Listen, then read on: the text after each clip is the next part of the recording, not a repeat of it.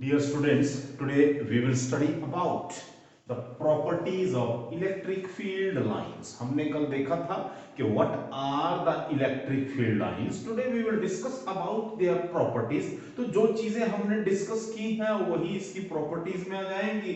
First of all, its first property is ये जो electric field line है, these are the imaginary lines. So we can say they are the imaginary lines.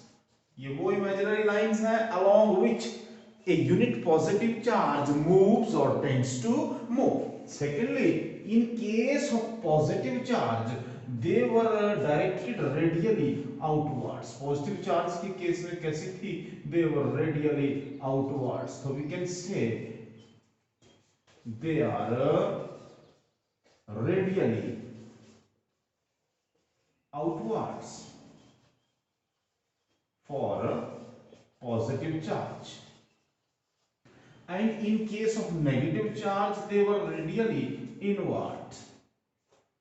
So we can say that these electric lines of force, they move outward from the positive charge and move inward towards the negative charge. So in case of negative charge they were radially inward. Clear. इसके बाद हमने देखा था कि these are the imaginary lines. अगर इनके ऊपर हम टेंजेंट ड्रॉ करें then that tangent gives the direction of electric field. So we can say tangent to them gives direction of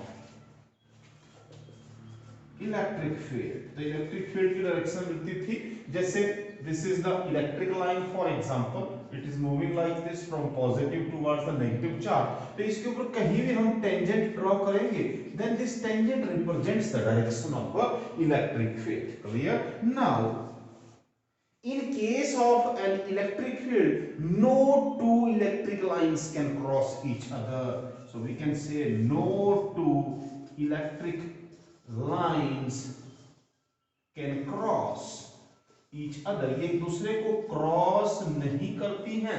क्यों नहीं करती हैं? Because at the point of crossing it will represent two directions of an electric field. अगर ये एक दूसरे को cross करती हैं तो क्या हो जाएगा? Let here it is one electric line.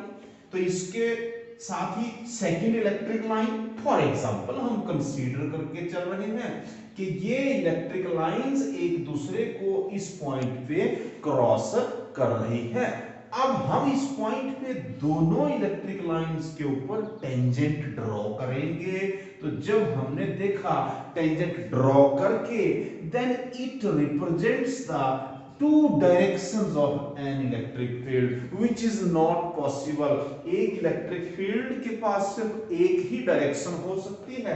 तो इसलिए हम बोलेंगे they can't cross each other because at the point of crossing it represent two directions of same electric field which is not possible. Clear? Similarly we can say ये जो electric lines जहां पर denser होती हैं, घनी होंगी, इसका मतलब वहां पर इलेक्ट्रिक फील्ड स्ट्रॉन्ग है. So we can say denser electric field lines represent किसको रिप्रेजेंट करती हैं? स्ट्रॉन्ग इलेक्ट्रिक फील्ड को. Strong electric field. इसी तरह से अगर electric lines of force they are rarer होगी then they represent a weak electric field. So rare lines means that is a weak electric field. Clear? In case of similar charges, when we place two similar charges near to each other, then these electric lines they exert lateral pressure on each other. ये electric lines एक दूसरे के ऊपर क्या करती थी? lateral pressure exert करती थी. So we can say in case of similar charges, ये सिमिलर चार्जेस के केस में क्या करती हैं, दे एक्सर्ट लेटरल प्रेशर, ये एक दूसरे के ऊपर लेटरल प्रेशर एक्सर्ट करती हैं in case of similar charges, because similar charges they repel each other. तो इसी तरह से इलेक्ट्रिक लाइंस ऑफ फोर्स हैं वो भी एक दूसरे को क्या कर रही है, रिपेल कर रही हैं। अगर चार्जेस अपोजिट हो then they contract lengthwise, they contract lengthwise, ये लेंथवाइज कॉन्ट्रैक्ट करती हैं in case of opposite charges, means these electric lines of force they start from positive charge and ends at negative charge। यहां पर एक और चीज ध्यान देने वाली होगी, like this, so these are the electric lines जो कि पॉजिटिव चार्ज से आउटवर्ड जाती हैं और नेगेटिव चार्ज में इनवर्ड आएंगी। क्लियर? अच्छा, एक और खास बात है, ये जो इलेक्ट्रिक लाइंस हैं they don't form closed loops, ठीक है, they are not closed loops, ये क्लोज्ड लूप्स नहीं बनाते हैं। अगर हम ध्यान से देखें तो यहां से इलेक्ट्रिक लाइन स्टार्ट हो रही है और नेगेटिव चार्ज जो है उसके सरफेस पे खत्म हो जा रही है, means it is not coming continuously like this, they are not making closed loops, ये लूप्स यहां पर ब्रेक हो जा रहे हैं, ठीक है। तो इसलिए इलेक्ट्रिक लाइंस क्लोज्ड लूप्स नहीं बनाती हैं, ये पॉजिटिव चार्ज के सरफेस से स्टार्ट होती हैं और नेगेटिव चार्ज के सरफेस पे एंड हो जाती हैं। यानी कि हमारे पास जो इलेक्ट्रिक लाइंस ऑफ फोर्स दी हुई हैं ये किसी भी चार्ज्ड स्फीयर के सरफेस के परपेंडिकुलर होती हैं, तो we can say they are perpendicular to the surface of a charged sphere. कोई चार्ज्ड स्फीयर हो, भले वो पॉजिटिवली चार्ज्ड हो या नेगेटिवली चार्ज्ड हो, किसी भी चार्ज्ड स्फीयर के सरफेस के ऊपर electric lines of force are always perpendicular. Clear? Electric lines of force can not pass through the conductors, ये कंडक्टर्स को पेनिट्रेट नहीं कर सकती है, मींस कंडक्टर के आर पार नहीं जा सकती हैं। Clear? So we can say they can't penetrate or you can say pass through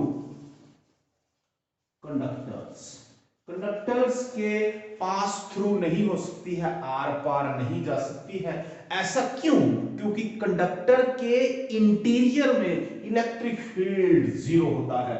for example we are having a conductor, तो इसके जो इनसाइड जो इलेक्ट्रिक फील्ड है that is always zero, these can't cross penetrate through a conductor, but यही electric lines किसी dielectric के आर पार पास कर सकती है। So we can say they can pass through a dielectric, किसी डाइलेक्ट्रिक के थ्रू ये पास कर सकती है, ठीक है। Dielectric are the insulators, clear, which can be polarised, जिनमें अपोजिट चार्जेस को सेपरेट किया जा सकता है। हमने चार्जेस चार्जिंग बाय इंडक्शन पढ़ा था तो उसमें ऐसा हुआ था, ठीक है। पॉजिटिव एंड नेगेटिव चार्जेस किसी भी मटेरियल के दोनों सरफेसेस पे सेपरेट हो गए थे and that is called as polarization, ठीक है। तो डाइलेक्ट्रिक्स के केस में, इंसुलेटर्स के केस में they can easily pass through, लेकिन कंडक्टर्स के बीच में से ये पेनिट्रेट होके नहीं जाती हैं। So this is all about the properties of electric lines of force. So thank you.